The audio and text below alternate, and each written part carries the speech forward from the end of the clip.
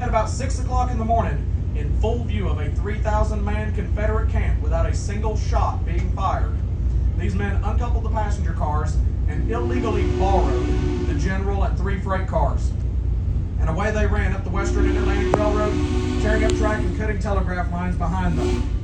What they neglected to take into consideration was a royally ticked-off conductor named William Fuller, 26 years old and hopping mad. He starts chasing his train, first on foot, then on a push cart, literally a 4-wheel cart pushed along the rails with a pole like a flat-bottomed boat on a lake, and then on 3 separate locomotives, finally commandeering a locomotive named Texas near Adairsville, Georgia. Before I continue with that story, on the right side of the train is the National Cemetery. Look for a large square monument with a bronze casting of a steam locomotive on top of it. That'll be the Andrews Raiders Monument.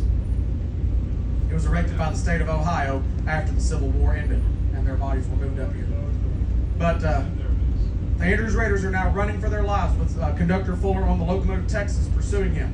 Now the Texas was facing south, so Fuller was forced to run this locomotive and its crew in reverse, chasing the General.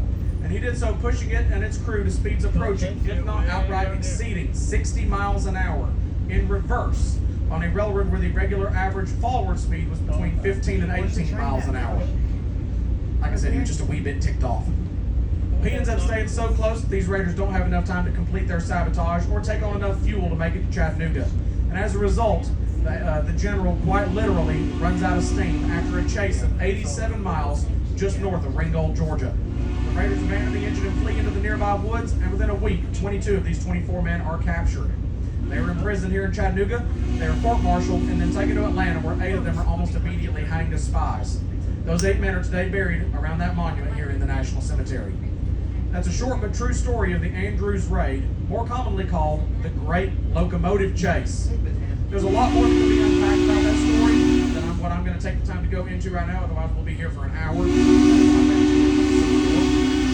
But if you'd like to learn more about that story, there's actually 2 museums in Georgia that have the original locomotives, General and Texas, on display. The General is at the Southern Museum of Civil War and Locomotive History in Kennesaw, whereas the Texas is at the Atlanta History Center.